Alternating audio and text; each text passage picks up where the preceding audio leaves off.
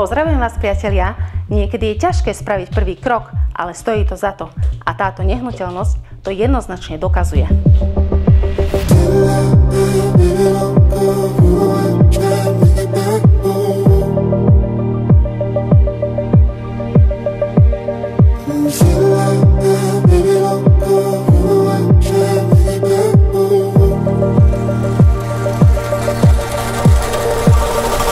A preto neváhajte a príďte spolu so mňou pocítiť výnimočnú atmosféru daného miesta.